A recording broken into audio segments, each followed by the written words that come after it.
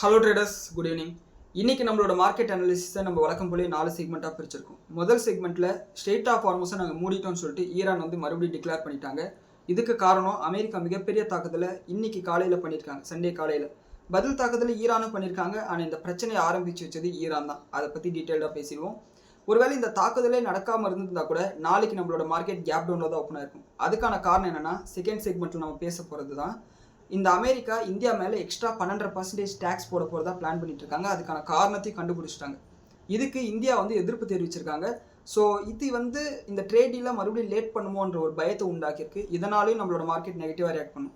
இன்னொரு பக்கம் bank of America என்ன சொல்லியிருக்காங்கன்னா, ரிசர்வ் பேங்க் ஆஃப் இந்தியா அவங்களோட வட்டி விகிதத்தை ஏற்றுறதுக்கான வாய்ப்புகள் நிறைய இருக்குன்னு சொல்லிட்டு ஒரு ஸ்டேட்மெண்ட் பண்ணியிருக்காங்க. இன்ட்ரெஸ்ட் ரேட் ஏற்றினா அதை நம்மளோட எக்கனாமிக் சைக்கிளை பற்றி பேசும்போதே நான் சொல்லியிருக்கோம். அதுவும் வந்து ஸ்டாக் மார்க்கெட்டுக்கு பொருளாதாரத்துக்கு நெகட்டிவான விஷயம். ஸோ அதுவும் நம்மளோட மார்க்கெட்டை நெகட்டிவாக தான் ரியாக்ட் பண்ண வைக்கும். ஸோ இது மட்டும் இல்லாமல் மூணாவது செக்மெண்ட்டில் 8 கம்பெனிஸ் பற்றின செய்திகள் இருக்குது. அந்த கம்பெனிஸ் பற்றின செய்திகளால் நாளைக்கு அவங்களோட ஷேர் ப்ரைஸ் ஏறுறதுக்கு நிறைய வாய்ப்புகள் இருக்குது. அண்ட் 4வது செக்மெண்ட்டில் இந்த வாரம் வரக்கூடிய முக்கியமான economic datas and economic events பற்றி பார்க்கலாம். அதனால் ஸ்டாக் மார்க்கெட், கோல்டு ப்ரைஸஸ் எப்படி இம்பாக்ட் ஆகுன்றதை பற்றி பார்த்துருவோம். இந்த வீடியோவை பாருங்கள். இந்த வீடியோவில் இருக்கக்கூடிய தகவல்கள் உங்களோட ட்ரேடிங் ஆர் இன்வெஸ்டிங் யூஸ்ஃபுல்லாக இருக்குன்னு நீங்கள் நினச்சிங்கன்னா இந்த வீடியோக்கு ஒரு லைக் கொடுங்க. அண்ட் இந்த வீடியோ பற்றின உங்களோட கமெண்ட்ஸையும் கீழே பதிவிடுங்க, நான் பார்த்து தெரிஞ்சுக்கிறேன். இந்த வீடியோ உங்களை மாதிரி ஷேர் மார்க்கெட் ஈடுபடக்கூடிய உங்களோட ஃப்ரெண்ட்ஸுக்கும் ஷேர் பண்ணுங்கள். அது அவங்களுக்கும் எனக்கும் ரொம்ப யூஸ்ஃபுல்லாக இருக்கும். இப்போ வீடியோக்குள்ளே போகலாம். நேற்று நமக்கு வந்து ஒரு அப்டேட் வருது. இந்தியாவை சேர்ந்த ஒரு 15 டூரிஸ்ட் வந்து வியட்நாமுக்கு போயிருக்காங்க. அப்படி போன இடத்துல போட் ஆக்சிடென்ட் வந்து ஒன்று நடந்திருக்கு. அண்ட் அந்த ஆக்சிடென்ட் நடந்ததில் அந்த 15 பேருமே கொல்லப்பட்டிருக்காங்க. இதுக்கான இன்வெஸ்டிகேஷனை வியட்நாம் கவர்மெண்ட் வந்து ஆரம்பிச்சிருக்காங்க. இதுக்கு நம்மளோட தமிழ்நாடு சீஃப் மினிஸ்டரும் வந்து இரங்கலை வந்து தெரிவிச்சிருக்காரு. ஸோ நம்மளும் நம்மளோட இரங்கலை தெரிவிச்சுப்போம். அண்ட் 3 வாரத்துக்கு முன்னாடி வெனிசுலாவில் நிலநடுக்கம் வந்தது. 7.2 7.5 ரிக்டர் ஸ்கேலில். அதில் பலி எண்ணிக்கை வந்து 4000 கடந்துருச்சுன்னு சொல்லிட்டு வெனிசுலன் கவர்மெண்ட் வந்து அனௌன்ஸ் பண்ணியிருக்காங்க. ஸோ அதுக்கும் நம்மளோட இரங்கலை வந்து தெரிவிச்சுப்போம். அண்ட் இப்போது நம்மளோட முதல் செக்மெண்ட்டுக்கு போனோம்னா, ஃப்ரைடே ஈவினிங் ஒரு 8 மணிக்கு நம்மளோட மார்க்கெட் அனாலிசிஸ் பேசிட்டு இருக்கும்போது பிரசிடென்ட் ட்ரம்ப் கிட்ட வந்து ஒரு அப்டேட் வருது. என்னென்னா, ஈரான் எங்ககிட்ட பேச்சுவார்த்தை நடத்தணும்னு சொல்லிட்டு ரிக்வஸ்ட் பண்ணியிருக்காங்க. நாங்கள் அதை ஏற்றுக்கிறோம். ஆனால் ஈரான் ஒரு விஷயத்தை ஞாபகம் வச்சுக்கணும், இந்த சீஸ்ஃபயர்ன்றது முடிஞ்சிருச்சு அப்படின்னு சொல்லிட்டு சொல்கிறார். எது சீஸ்ஃபயர் முடிஞ்சிருச்சா அப்படின்னு சொல்லிட்டு க்ரூட் ஆயில் வந்து ஸ்பைக் ஆகுது. நிஃப்டி வந்து 100 பாயிண்ட் அளவுக்கு இழுது.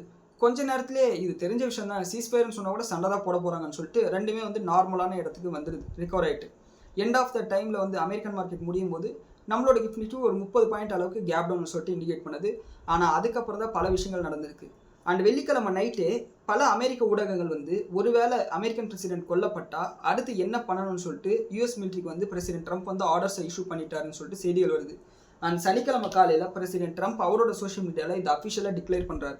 அவர் என்ன சொல்லியிருக்காருன்னா, 1000 missiles are locked and loaded and aimed at the Islamic Republic of Iran, with thousands of more to immediately follow. Should the Iranian government act on its threat pronounced in many corners of the globe to assassinate or attempt to assassinate the sitting president of United States of America. In this case, orders have already been given. The US military is ready, willing and able for a 1-year period of time, subject to extension, to completely decimate and destroy all areas of Iran. Praise be to Allah, President Donald J. Trump அப்படின்னு சொல்லிட்டு சொல்லியிருக்காரு. அதாவது என்ன சொல்ல வர்றாருன்னா, இந்த உலகத்தோட பல பகுதிகளில் ஈரானியர்கள் அமெரிக்கன் பிரசிடென்ட்டை கொலை பண்ண போகிறோன்னு சொல்லிட்டு பேசிகிட்டு இருக்காங்க. ஒருவேளை நீங்கள் கொலை பண்ணாலோ அதுக்கு அட்டெம்ப்ட் பண்ணால் கூட நான் வந்து ஆல்ரெடி வந்து யூஎஸ் மிலிட்ரிக்கு வந்து ஆர்டர் கொடுத்துட்டேன். ஏன்னா நீங்கள் ஒரு சிட்டிங் பிரசிடென்ட் மேலே இந்த மாதிரி வந்து தாக்குதல் வந்து பிளான் பண்ணுறீங்க. உங்கள் மேலே ஆயிரக்கணக்கான மிசைல்ஸ் வந்து லோட் பண்ணி எய்ம் பண்ணி ரெடியாக வச்சுருக்கும். நீங்கள் இந்த மாதிரி ஒரு அட்டெம்ப்ட் பண்ணால் கூட உங்கள் மேலே அட்டாக் பண்ணுவோம். அடுத்த 1 வருஷத்துக்கு தொடர்ந்து அடித்து ஈரானோட ஒரு பகுதியை கூட விடாமல் கம்ப்ளீட்டாக நாங்கள் அழிச்சிடுவோம் அப்படின்னு சொல்லிட்டு சொல்லியிருக்காரு. ஸோ இது மறுபடியும் வந்து எஸ்கலேஷன் உருவாச்சு. இதை வந்து சொன்னது அன்றைக்கி சனிக்கிழமை காலையில் சொல்லியிருக்காங்க. ஆனால் வெள்ளிக்கிழமை ஈவினிங்கெல்லாம் வந்து ஈரானோட ஃபாரின் மினிஸ்டர் ஓமனில் உட்காந்து பேசிகிட்டு இருக்காரு. ஆக்சுவலாக சனிக்கிழமை பிளான் என்னென்னா, பாகிஸ்தானில் இஸ்லாமாபாத்தில் வச்சு அமெரிக்காவோட ரெப்ரஸன்டேட்டிவ்ஸும் ஈரானோட ரெப்ரஸன்டேட்டிவ் பேசுகிறதா இருந்தது. ஆனால் இந்த ட்வீட் வந்து எல்லாத்தையும் கெடுத்துருச்சுன்னு சொல்லலாம். அண்ட் இது இப்படி இருக்கும்போது அமெரிக்கா இன்னும் சில அப்டேட்ஸ் பண்ணுறாங்க. அவங்களோட சென்காம் இப்போதைக்கு ஈரானை நோக்கி 20 போர் கப்பல்களும் அதே மாதிரி 2 விமானம் தாங்கி கப்பலும் வந்து ரெடியாக இருக்குது, நாங்கள் எப்போ வேணாலும் அட்டாக் பண்ணுறதுக்கு ரெடியாக இருக்குன்னு சொல்கிறாங்க. அண்ட் பிரசிடென்ட் ட்ரம்ப் வந்து நைட் 8 மணிக்கு சொன்னார் இல்லையா, இந்த மாதிரி ஈரான் வந்து எங்ககிட்ட ரெக்வஸ்ட் பண்ணியிருக்காங்க பேச்சுவார்த்தைன்னு சொல்லிட்டு. அதை வந்து ஈரான் வந்து டினை பண்ணுறாங்க. ட்ரம்ப் சொன்ன மாதிரிலாம் நாங்கள் ரெக்வஸ்ட் பண்ணலன்னு சொல்கிறாங்க.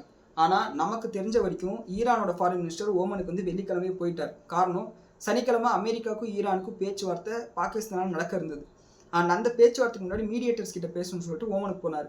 அப்படி பேசும்போது தான் அதுக்கப்புறம் தான் அமெரிக்கன் பிரசிடென்ட் 8 மணிக்கு இந்த போஸ்ட் போடுறாரு. ஸோ மறைமுகமாக இந்த செய்தி போயிருக்கும், நம்ம மறுபடியும் பேச்சுவார்த்தையில் இருக்கலாம் அப்படின்னு சொல்லிட்டு. ஆனால் அதுக்கப்புறமா கூட இந்த மாதிரி மாற்றி மாற்றி பேசினதில் இந்த பேச்சுவார்த்தை டைரெக்டாக நடக்கவே இல்லை. கம்ப்ளீட்டாக இன்டைரக்ட் கான்வர்சேஷன் அந்த கத்தாரில் டோஹாவில் நடந்துச்சு இல்லையா, அதே மாதிரி முடிஞ்சிருச்சு. இந்த இன்டைரக்ட் கான்வர்சேஷனில் நமக்கு சில அப்டேட்ஸ் வந்திருக்கு. என்ன மேட்டர்னா, ஈரான் வந்து என்ன சொல்கிறாங்கன்னா, இந்த கப்பல்கள் மேலே தாக்குதல் நடந்தது ஈரானோட தலைமைக்கு தெரியாமல் நடந்திருக்கு, அங்கே கீழே இருக்கிறவங்க யாரோ பண்ண வேலை இது வந்து டைரெக்டாக தலைமை வந்து சொல்லி இது நடக்கலன்னு சொல்லிட்டு சொல்கிறாங்க.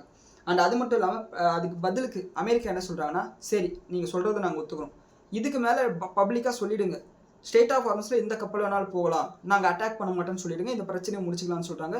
இதுக்கு வந்து ஒரு 24 மணி நேரத்துக்குள்ளே இதை டிக்ளேர் பண்ணுங்கன்னு சொல்லிட்டு அவங்க சொல்கிறாங்க. ஓகே, பிரச்சனை முடிய போகுதுன்னு சொல்லிட்டு நம்மளும் எதிர்பார்த்துட்டு இருந்தோம். ஆனால் நேற்று ஈவினிங், சனிக்கிழமை ஈவினிங் வந்து அங்கே ஈரானோட சுப்ரீம் லீடர் கிட்டேருந்து ஒரு மெசேஜ் வருது, ஒரு வாய்ஸ் மெசேஜ் மாதிரி. அதில் என்ன சொல்கிறாங்கன்னா, நான் என்னோட அப்பாவோட மரணத்துக்கு பழி வாங்கியே தீருவேன், முஜ்தபா கெமேனி சொல்கிறார். அது மட்டும் இல்லாமல் இது கண்டிப்பாக நிறைவேறிய தீரும்னு சொல்லிட்டு சொல்கிறார். இது மறுபடியும் ஒரு டென்ஷனுக்கு உருவாக்குது. இருந்தாலும் கூட நெகோசியேஷன் நடந்துகிட்டே இருக்குது. ஓமனில் ஈரானோட ஃபாரின் மினிஸ்டரும் மற்றவங்களாம் பேசிக்கிட்டே இருக்காங்க. ஆனால் இன்னைக்கு விடியற் காலையில் ஈரானோட IRGC சைப்ரஸ் நாட்டோட ஒரு கப்பலை வந்து அடிச்சிருக்காங்க, கார்கோ கப்பலை. இந்த கப்பல் அடித்ததில் அங்கே வேலை செஞ்ச க்ரூ மெம்பர்ஸ் வந்து கம்ப்ளீட்டாக மிஸ்ஸிங். இதுவரையும் இப்போ ஈவினிங் 7 மணி வரைக்கும் இந்த பாயிண்ட் எடுக்கும்போது கண்டுபிடிக்கப்படலை. ஸோ அவங்க வந்து பத்திரமா மீட்கப்படணும்னு சொல்லிட்டு நம்ம வேண்டிக்கலாம். அண்ட் இதை மறுபடியும் வந்து அமெரிக்கா ட்ரிகர் பண்ணிடுச்சு. சரி, ஏதோ வந்து கீழே இருக்கிறவங்க பண்ணிட்டான்னு சொல்லிட்டு நீ சொன்ன, நானும் வந்து சரி 24 மணி நேரத்துக்குள்ளார டிக்ளேர் பண்ணிவிட்டு ஸ்டேட் ஆஃப் ஹார்மஸ் ஓப்பன் பண்ணிட்டேன்னு சொல்லிட்டு எல்லாம் முடிச்சுக்கலாம்னு சொல்லிட்டு வெயிட் பண்ணால், மறுபடியும் இந்த மாதிரி அடிச்சிருக்கேன் நியாயமானு சொல்லிட்டு அமெரிக்கா ஒரு ஃபுல் ஸ்கேல் அட்டாக் வந்து லான்ச் பண்ணிட்டாங்க. அவங்களோட சென்காம் வந்து இந்த 3வது ரவுண்ட் ஆஃப் அட்டாக் வந்து நாங்கள் கண்டக்ட் பண்ணிட்டோம்னு சொல்லிட்டு காலையில் அறிவிக்கிறாங்க. கிட்டத்தட்ட 140 டார்கெட்ஸ் வந்து அடித்ததாக சொல்கிறாங்க. இந்த 3 அட்டாக்ஸில், இந்த வாரம் நடந்த இந்த 3 அட்டாக்ஸில் கிட்டத்தட்ட 300க்கும் மேற்பட்ட டார்கெட் வந்து அழிக்கப்பட்டிருக்கு. முதல்ல 80, அதுக்கப்புறம் 90, இப்போ 140, கிட்டத்தட்ட 330 டார்கெட்ஸ் பக்கத்தில் அடிக்கப்பட்டிருக்கு. ஸோ இந்த அளவுக்கு ஒரு மிகப்பெரிய ஒரு டிஸ்ட்ரக்ஷன் வந்து ஈரான் மேலே நடத்தியிருக்காங்க. பதிலுக்கு ஈரானும் military bases Qatar, Bahrain, Jordan, united Arab எமிரேட்ஸ்லாம் வந்து அமெரிக்கன் மிலிட்ரி பேசஸ் வந்து அடிச்சிருக்காங்க. ஈவன் கத்தாரில் டோஹாவில் பேச்சுவார்த்தை பண்ணாங்கல்ல, அந்த இடத்துல மிசைல் போட்டிருக்காங்க. இந்த அமெரிக்கன் ரெப்ரஸன்டேட்டிவ்ஸ் யாராவது அங்கே இருக்கிறதுக்கு வாய்ப்பு இருக்குன்னு சொல்லிட்டு. ஆனால் கத்தாரில் அந்த டோகாவில் அந்த மிசைலை இன்டர்செப்ட் பண்ணிட்டு தான் சொல்லியிருக்காங்க. இருந்தாலும் கூட அந்த ஷார்ப்னர்ஸ் எல்லாம் விழுந்து, அந்த மிசைலோட உதிரி பாகங்கள்லாம் விழுந்து சில பேருக்கு காயம் ஏற்பட்டிருக்கதா சொல்லிட்டு அவங்களும் ரிப்போர்ட் பண்ணியிருக்காங்க. அண்ட் கத்தார் ஒன்ஸ் அகைன் வந்து இந்த ஒரு வாரத்துக்கு அப்புறம் வந்து இந்த மேரிடைம் சர்வீசஸ் எல்லாம் ஸ்டார்ட் பண்ணாங்க, கப்பல் போக்குவரத்தில் ஸ்டார்ட் பண்ணாங்க. மறுபடியும் அதை வந்து நிறுத்துறோம், ஈவன் ஃபிஷிங் போட் கூட ஸ்டேட் ஆஃப் ஹார்மஸில் யாரும் போகாதீங்க, அது சேஃப் கிடையாதுன்னு சொல்லிட்டு அவங்க டிக்ளேர் பண்ணிட்டாங்க. அண்ட் சேட்டலைட் இமேஜஸ் வந்து என்ன காமிக்குதுன்னா, இந்த நியூக்ளியர் ஃபெசிலிட்டிஸ் எல்லாம் மறுபடியும் ஈரான் வந்து மறுகட்டமைப்பு செஞ்சுட்டு இருக்காதாகவும் அண்ட் ரஷ்யன் இன்ஜினியர்ஸ் வந்து இதுக்கு உதவுறதாகவும் வந்து காமிச்சிருக்கிறதா சொல்லியிருக்காங்க. அண்ட் அது மட்டும் இல்லாமல் ஈரான் வந்து இஸ்ரேலுக்கு வந்து ஒரு வார்னிங்கும் கொடுத்துருக்காங்க. நீங்கள் எங்களோட இன்ஃப்ராஸ்ட்ரக்சரை அழிக்கணும்னு சொல்லிட்டு நினச்சிங்கன்னா உங்களை யாரையும் நாங்கள் சும்மா விட மாட்டோம்னு சொல்லியிருக்காங்க. அண்ட் அது மட்டும் இல்லாமல் இவ்வளோ பஞ்சாயத்து முடிஞ்சதுக்கப்புறமாவும் இன்றைக்கி சாயங்காலம் யூஎஸ் மிலிட்ரி என்ன சொல்லியிருக்காங்கன்னா, ஸ்டேட் ஆஃப் ஹார்மஸ் நீங்கள் சட்டப்படி ஏதாவது கப்பல் போகணும்னு நினச்சிங்கன்னா இப்போயும் வந்து ஓப்பனில் தான் இருக்குன்னு சொல்லிட்டு அவங்க சொல்லியிருக்காங்க. ஸோ இது என்ன ஏதுன்னு சொல்லிட்டு வெயிட் பண்ணி தான் பார்க்கணும். ஒருத்தன் என்னடானா மூடிட்டுன்றான், இன்னொருத்தன் திறந்துருக்குன்றான், என்னன்னு சொல்லி புரியல. ஆனால் நம்ம ஒரு இன்வெஸ்டராக இதை அனலைசிஸ் பண்ணும்போது இந்த 2 ஈவெண்ட்டில் நம்ம பார்க்க வேண்டியது, ஓமனில் ஈரானோட ஃபாரின் மினிஸ்டர் பேச ஆரம்பித்த போது ஈவன் அமெரிக்கா, ஈரான் 2 தரப்புமே ஒரு ஸ்டெப்பு இறங்கி வந்தாங்க. அதாவது ஈரான் என்ன சொல்கிறாங்கன்னா, இது நாங்கள் பண்ண அட்டாக் கிடையாதுங்க, யாரோ கீழே இருக்கிறவங்க லோ லெவல் சோல்ஜர்ஸை பொறுப்பு இல்லாமல் பண்ணிட்டாங்கன்னு சொல்லிட்டு அவங்க ஒரு ஸ்டேஜ் இறங்கி வராங்க. ஈவன் அமெரிக்கன் அஃபிஷியல்ஸ் என்ன சொல்கிறாங்கன்னா, சரிங்க இஸ்ரேல் ஏதோ இன்டெல் கொடுத்துட்டாங்க, அதெல்லாம் உண்மையாக இருக்கணும்னு அவசியம் இல்லை அப்படின்னு சொல்லிட்டு ட்ரம்ப்போட அசாசினேட் பிளான் அந்த அளவுக்கு உண்மையாக இருக்க வேண்டிய அவசியம்னு சொல்லிட்டு அமெரிக்கன் அஃபிஷியல்ஸும் ஒரு ஸ்டெப் இறங்கி வராங்க. ஆனால் இந்த சைப்ரஸோட கப்பலை அடிக்காமல் இருந்திருந்தால் இந்த பிரச்சனை இந்த அளவுக்கு பெருசாக இருக்காது. ஸோ வரும் நாட்களில் ஒரு 2 நாள் 3 நாள் நாங்கள் மறுபடியும் வந்து சமாதான கூடிய பறக்க விடுறோம்னு சொல்லிட்டு 2 பேரும் சொல்கிறதுக்கு வாய்ப்பு இருக்குது. என்ன ஏதுன்னு சொல்லிட்டு வெயிட் பண்ணி பார்க்கணும். ஆனால் நாளைக்கு கேப் டவுன் ஆகிறதுக்கு நிறைய வாய்ப்பு இருக்குது. உங்களுக்கு ஞாபகம் இருந்திருக்கும், வியாழக்கிழமையே நான் இதை தான் சொன்னேன், சார் இந்த வீக்கெண்ட் முடிகிற வரையும் வெயிட் பண்ணலாம், வீக்கெண்டில் எவனாவது வந்து ஏதாவது பிரச்சனை இருந்தானா வம்பா போய்டும்னு சொல்லிட்டு வெயிட் பண்ணலாம். ஆனால் நாளைக்கு கேப் டவுன் ஆச்சுன்னா அது வந்து அந்த கேப் டவுனோட லோ ப்ரைஸ் தான் அந்த சப்போர்ட்டாக இருக்கிறதுக்கு நிறைய வாய்ப்புகள் இருக்குது. ஸோ வெயிட் பண்ணி பார்க்கலாம். அண்ட் பிரசிடென்ட் ட்ரம்ப்புக்கு வந்து ஒரு மிகப்பெரிய இழப்பு, அதாவது $600 மில்லியன் அளவுக்கு அவங்களோட ஃபேமிலி ஃபார்ச்சூனில் வந்து ஒரு இழப்பு ஏற்பட்டிருக்கு. இது இந்திய ரூபாயில் பார்த்தோம்னா 5000 6,000 கோடி ரூபாய் நடுவில் வரும். என்னன்னா, இவரோட பையன் இருக்கார்ல, அவர் வந்து பிட்காயினில் ஏதோ ஒரு பொசிஷன் வந்து ஓப்பன் பண்ணியிருக்காரு. இந்த மார்க்கெட் வாலட்டிலிட்டியாக ஏதாவது எக்ஸ்ட்ரீமாக வந்து லீவரேஜ் பண்ணி பண்ணாங்கன்னு தெரியல, இந்த அளவுக்கு ஒரு லாஸ் வந்து அவங்க சந்திச்சிருக்காங்க. அதாவது ஒரு திருக்குறள் ஒன்று இருக்குது, பிறர்க்கின்னா முற்பகல் செய்யின் தமக்கின்னா பிற்பகல் தாமே வரும்னு சொல்லிட்டு. ட்ரம்ப் பண்ண இந்த மார்க்கெட் வாலட்டிலினால எத்தனை இன்வெஸ்டர்ஸ் வந்து எவ்வளோ பணத்தை இழந்திருப்பாங்க. ஸோ அது அவங்களுக்கு ரிப்பீட் ஆகுது. ஸோ வெயிட் பண்ணி பார்க்கலாம். ஸோ இதுதான் இப்போதைக்கு ஜியோ பொலிட்டிக்கல் இவெண்ட்ஸ். ஸோ இந்த ஹார்மோஸ் பிரச்சனையால் நாளைக்கு நம்மளோட மார்க்கெட் கேப் டவுன் ஓப்பன் ஆகும். விடியற் காலையில் 3:30 மணிக்கு வந்து க்ரூட் ஆயில் ஓப்பன் ஆக ஆரம்பிச்சிடும். ஸோ க்ரூட் ஆயில் பார்க்கும்போது நமக்கு வந்து ஒரு அண்டர்ஸ்டாண்டிங் வரும். ஆனால் நாம் இன்னைக்கு நைட்டு தூக்கத்துக்கு எடுத்துக்க வேணாம். ஏன்னா வந்து எனக்கு ஏற்கனவே அந்த எக்ஸ்பீரியன்ஸ் இருக்குது. அந்த ஜெனிவாவில் சுவிட்சர்லாந்தில் பர்கன் ஸ்டாக் ரிசார்ட்டில் இப்படி தான் பேசுகிறேன்னு சொல்லிட்டு பஞ்சாயத்து இழுத்துட்டு இருந்து காலையில் 6 மணிக்கு ஓகே நாங்கள் பேசுகிறோம், ஓகே எல்லாம் சமாதானம் சொல்லிட்டு அமைதியாயிட்டாங்க. ஸோ இந்த முறை வந்து நம்ம தூக்கத்துக்கு எடுத்துக்கக்கூடாது. எதுவாக இருந்தாலும் நாளைக்கு காலையிலேருந்து பார்த்துக்கலாம். அண்ட் செகண்ட் செக்மெண்ட் இந்திய பொருளாதாரத்தை பற்றின செய்திகள் என்னென்னா, நம்மளோட பிரைம் மினிஸ்டர் வந்து நியூசிலாந்துக்கு 10ஆம் தேதி 11ஆம் தேதி அதாவது வெள்ளிக்கிழமை சனிக்கிழமை போயிருந்தார். அண்ட் இரு நாடுகளும் வந்து பைலேட்ரல் ட்ரேடு கோஆப்ரேஷனை வந்து ஒத்துக்கிட்டு இருக்காங்க. அண்ட் அது மட்டும் இல்லாமல் 2030 இப்போ பண்ணிட்டு இருக்கிற ட்ரேடை அப்படியே டபுள் பண்ணணும்னு சொல்லிட்டு ஒத்துக்கிறாங்க. இது வந்து இந்திய பொருளாதாரத்துக்கு ரொம்ப பெரிய பாசிட்டிவான விஷயமா பார்க்கப்படுது. அண்ட் 2 பேருமே நியூசிலாண்டோட பிரைம் மினிஸ்டரும் சரி இந்தியாவோட பிரைம் மினிஸ்டரும் சரி ஒரு ஜாயிண்ட் ஸ்டேட்மெண்ட் கொடுத்துருக்காங்க. இந்த ஸ்டேட் ஆஃப் ஹார்மஸில் எல்லா கப்பல்களும் ஃப்ரீயாக போகிறதுக்கு வந்து திறந்து வைக்கணும்னு சொல்லியிருக்காங்க. ஏன்னா அந்த விசிட் அப்போ தான் கரெக்டாக இந்த பிரச்சனை நடந்துச்சுல, அதுக்கு வந்து இந்த ஸ்டேட்மெண்ட் வந்து கொடுத்துருக்காங்க. அண்ட் அது மட்டும் இல்லாமல் இந்த விஷயத்தை வந்து யுனைடெட் நேஷன்ஸ் கவுன்சில் வந்து மானிட்டர் பண்ணணும்னு சொல்லிட்டு ஒரு ஸ்டேட்மெண்ட் கொடுத்துருக்காங்க. இதையும் வந்து நோட் பண்ணிக்கோங்க. அண்ட் நம்மளோட இந்தியா வந்து யுனைடெட் நேஷன்ஸோட செக்யூரிட்டி கவுன்சிலில் ஒரு பர்மனெண்ட் மெம்பராக இருக்கணும்னு சொல்லிட்டு நியூசிலாந்து வந்து நமக்கு சப்போர்ட் பண்ணியிருக்காங்க. அது ஒரு பாசிட்டிவான விஷயமாக பார்க்கப்படுது. அண்ட் இது ஒரு பக்கம் இருந்தால் பேங்க் ஆஃப் அமெரிக்கா என்ன ஒரு ஸ்டேட்மெண்ட் பண்ணியிருக்காங்கன்னா, ஆர்பிஐ வந்து இப்போதைக்கு உங்களோட இன்ட்ரெஸ்ட் ரேட்டை வந்து நிறுத்தி வைக்கிறதுக்கு வாய்ப்பு இருக்குது. ஆனால் இந்த மான்சூன் சீசன் எல்லாம் ஒழுங்காக வராமல் இருந்தால் மறுபடியும் இன்ஃப்ளேஷன் இதனால் அதிகமாகும். ஃபுட் ப்ரைஸ் இன்ஃப்ளேஷன் அதிகமாச்சுன்னா வட்டி விகிதத்தை ஏற்ற வேண்டியது இருக்கும். இந்த வட்டி விகிதம் 50 பேசிஸ் பாயிண்ட்ஸ் வரை ஏற்றுறதுக்கு வாய்ப்பு இருக்குன்னு சொல்லியிருக்காங்க. அது நடந்துச்சுன்னா அது பொருளாதாரத்து மேலே நெகட்டிவான ஒரு இம்பாக்டை கிரியேட் பண்ணும். அதை பற்றி நம்மளோட ஃபண்டமெண்டல் அனாலிசிஸ்லாம் நம்ம பேசியிருக்கோம். Economic cycle, business life cycle பற்றியெல்லாம் நம்ம பேசியிருக்கோம். ஸோ இது வந்து ஒரு நெகட்டிவான விஷயம். இதனால் வந்து நாளைக்கு மார்க்கெட் நெகட்டிவாக ரியாக்ட் பண்ணுறதுக்கு வாய்ப்பு இருக்குது. நம்மளோட ராஜ்நாத் சிங் அவர்கள் என்ன சொல்லியிருக்காங்கன்னா, இந்த வெஸ்ட் ஏஷியா கிரைசிஸில் கிட்டத்தட்ட 18 மெர்ச்சன்ட் ஷிப்பை நம்மளோட நேவி வந்து எஸ்கார்ட் பண்ணி கூட்டிகிட்டு வந்திருக்காங்க. கிட்டத்தட்ட 9,000 கோடி ரூபா மதிப்புள்ள கூட்ஸ் வந்து பத்திரமா வந்து சேர்ந்துருக்கு அப்படின்னு சொல்லிட்டு ஒரு ஸ்டேட்மெண்ட் பண்ணியிருக்காரு. அண்ட் அடுத்த பஞ்சாயத்து, இந்த யூஎஸ் வந்து நம்ம மேலே எக்ஸ்ட்ரா வந்து ஒரு 12% டேக்ஸ் போடுறதுக்கு பிளான் பண்ணிட்டு இருக்காங்க. இது என்ன மேட்ருனா, இப்போ அமெரிக்காலலாம் வந்து ஜனநாயக நாடு வந்து அங்கே ரொம்ப அதிகம். அதனால் என்ன ஆகும்னா, ஒரு நாளைக்கு 8 மணி நேரம் தான் வேலை செய்யணும், நடுவில் வந்து பிரேக் எடுத்துக்கணும். இந்த மாதிரி ஏகப்பட்ட ரூல்ஸ் இருக்கும். லேபர் லாஸ் எல்லாம் ரொம்ப லிபரலாக இருக்கும். இதன் காரணமாக அங்கே வந்து ப்ரொடக்டிவிட்டி இயல்பாகவே கம்மியாக இருக்கும். ஆனால் நம்ம ஊரில் எல்லாம் எப்படி இருக்குன்னா, காலையில் போயிட்டா சாயங்காலம் வரையும் வேலை செய்வோம், 10 மணி நேரம் வேலை செய்வோம், சில நாள் 12 மணி நேரம் வேலை செய்வோம், வேலை முடிகிற வரையும் வேலை செய்வோம். இதன் காரணமாக அவங்களோட ப்ரொடக்டிவிட்டியை கம்பேர் பண்ணும்போது நம்மளுக்கு வந்து அதிகமான ப்ரொடக்டிவிட்டி இருக்கும். அதிகமான ப்ரொடக்டிவிட்டினா கம்மியான காஸ்ட் ஆஃப் ப்ரொடக்ஷன் ஆகும். இந்த கம்மியான காஸ்ட் ஆஃப் ப்ரொடக்ஷன் ஆகும்போது அமெரிக்க பொருட்களால் இந்திய பொருட்களோட மோத முடியாது. ஏன்னா அவனை விட இவனுக்கு வந்து லாபம் அதிகமாக வைக்கணும், அப்போ தான் வந்து பிரேக் ஈவன் ஆகுன்றதுனால. ஸோ இதன் காரணத்தினால விலை வந்து அதிகமாச்சா தான் பிரேக் ஈவன் ஆகும். இதன் காரணத்தினால எக்ஸ்ட்ரா வந்து ஒரு 12% நாங்கள் டேரிஃப் போடுறோம் அப்படின்னு சொல்லிட்டு சொல்கிறாங்க. இதுக்கு வந்து இந்தியா வந்து எதிர்ப்பு தெரிவிச்சிருக்காங்க. நீங்கள் வந்து இந்த மாதிரி பண்ணக்கூடாதுங்க, எங்களுக்கு எதிரான எவிடன்ஸ் எதுவும் வந்து அமெரிக்கா சப்மிட் பண்ணாது, அதனால் இதுக்கு நாங்கள் ஒத்துக்க மாட்டோம்னு சொல்லியிருக்காங்க. இதில் முக்கியமான விஷயம் என்னென்னா, இந்த மாதிரி சில டிஸ்அக்ரிமெண்ட்ஸ் இருக்கிறதுனால இந்த ட்ரேட் டீல் ஃபைனலைஸ் ஆகிறதுக்கு லேட் ஆகும்னு சொல்லிட்டு ஒரு காரணத்தினாலையும் நாளைக்கு நம்மளோட மார்க்கெட் வந்து நெகட்டிவாக ரியாக்ட் பண்ணும். ஆனால் மிட் டர்ம் எலெக்ஷனுக்கு முன்னாடி மேக்ஸிமம் இந்த ட்ரேட் டீல் நடந்துடும்னு சொல்லிட்டு தான் நான் எதிர்பார்க்குறேன். காரணம் வந்து பிரசிடென்ட் ட்ரம்ப்புக்கு எலெக்ஷனுக்காக என்ன வேணாலும் செய்கிறதுக்கு வாய்ப்பு இருக்குது. இன்னொன்று, இந்த அசாசினேஷன் மாதிரியான ஸ்டேட்மெண்ட்டே வந்து எலெக்ஷனுக்காக கூட பண்ணியிருக்கலாம். ஸோ வெயிட் பண்ணி பார்க்கலாம் என்ன நடக்குதுன்னு சொல்லிட்டு. அண்ட் நம்மளோட கவர்மெண்ட் வந்து என்ன பண்ணியிருக்காங்கன்னா, இந்த வாட்ஸ்அப்புக்கும் டெலிகிராமுக்கும் வந்து இது நோட்டீஸ் அனுப்பிச்சாங்க. இந்த மாதிரி யூசர் நேம் மட்டும் போட்டு நீ பண்ணியன்னா ஏகப்பட்ட சைபர் ஃப்ராட்ஸ் எல்லாம் நடக்கும்னு சொல்லிட்டு ஸ்டேட்மெண்ட் அனுப்பிச்சாங்க, நோட்டீஸ் அனுப்பிச்சாங்க. அதுக்கு வந்து பதிலுக்கு வந்து இவங்க வந்து ரிப்ளை பண்ணியிருக்காங்க, ரெஸ்பான்ஸ் பண்ணியிருக்காங்க. இந்த ரெஸ்பான்ஸ் வந்து ரிவ்யூ பண்ணிட்டு இருக்காங்க. ஃபர்தராக வந்து இன்னும் நோட்டீஸ் அனுப்புறதா என்ன ஏதுன்னு சொல்லிட்டு வெயிட் பண்ணிட்டு இருக்காங்க. அண்ட் என்னை பொறுத்தவரையும் ஃபோன் நம்பர் வந்தாலே ஏகப்பட்ட ஸ்கேம் நடக்குது. ஃபோன் நம்பர் இல்லைன்னா இன்னும் பயங்கரமாக வந்து ஸ்கேம்ஸ் நடக்கும். ஈவன் டெலிகிராமுக்கு கூட ஃபோன் நம்பர் கொண்டு வரல தப்பு இல்லைன்னு சொல்லிட்டு தான் நான் நினைப்பேன். ஸோ வெயிட் பண்ணி பார்க்கலாம். இந்த ஜூலை மாதத்தில் உருப்படியாக நடந்த ஒரே ஒரு விஷயம் என்னென்னா, எஃப்ஐஎஸ் வந்து பை சைடு இருக்காங்க. ஆஸ் ஆஃப் நோ வந்து நம்ம ஜூலையோட செகண்ட் வீக் கம்ப்ளீட் பண்ணிட்டோம். இப்போ எஃப்ஐஎஸ் வந்து கிட்டத்தட்ட 15,000 கோடி ரூபாய் அளவுக்கு இந்தியன் மார்க்கெட்டுக்குள்ளார ஷேர்ஸை வாங்கியிருக்காங்க. இது ஒரு பாசிட்டிவான விஷயமாக பார்க்கப்படுது. நம்ம போன வாரம் மார்க்கெட் அனாலிசிஸாக இல்லை அதுக்கு முன்னாடி வாரம் மார்க்கெட் அனாலிசிஸான்னு தெரியல, இதே மாதிரி சண்டே ஒரு மார்க்கெட் அனாலிசிஸில் பேசியிருந்தோம்.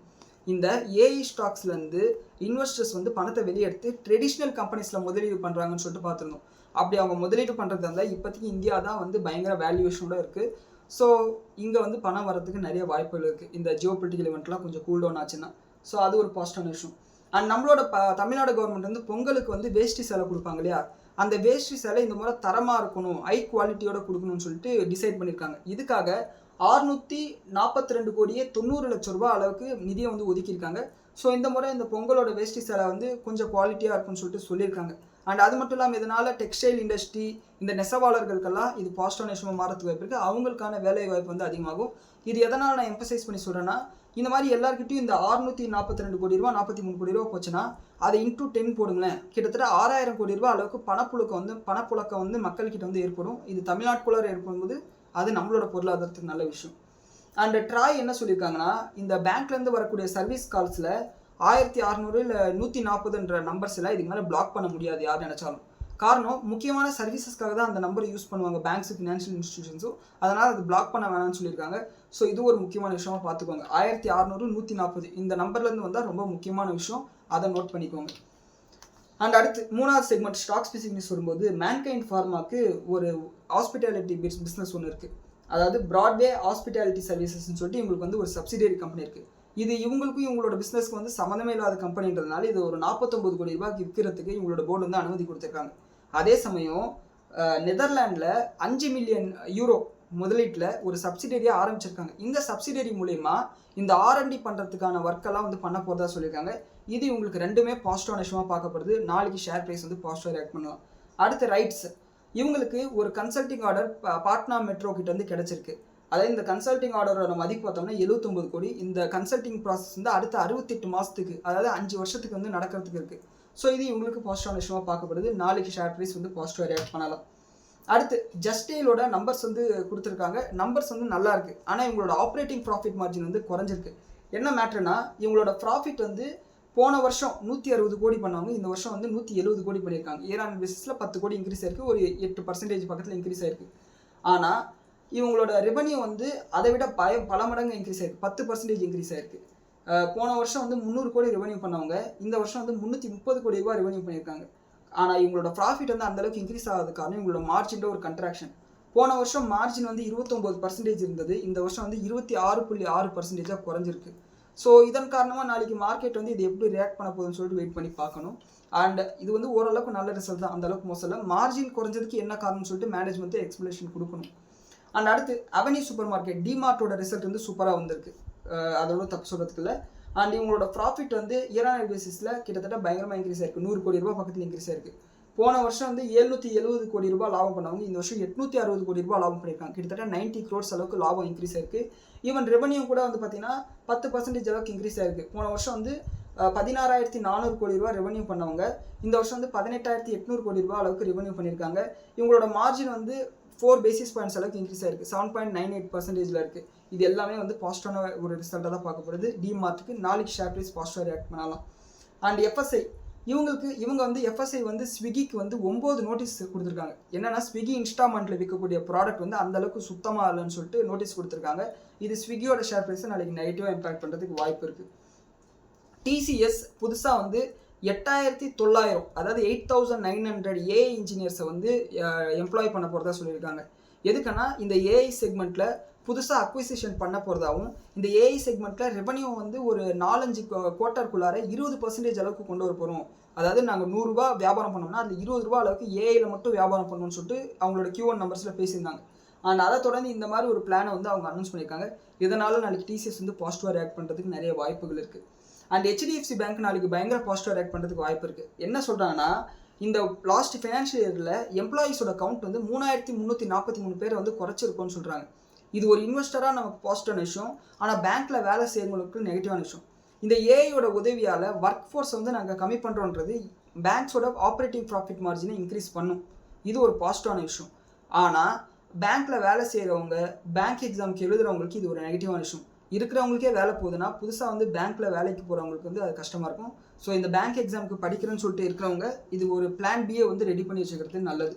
ஏன்னா HDFC பேங்க் இதை பண்ணாங்கன்னா அடுத்தடுத்து ஒவ்வொரு ப்ரைவேட் செக்டார் பேங்க் இது பண்ணுறதுக்கு வாய்ப்பு இருக்குது.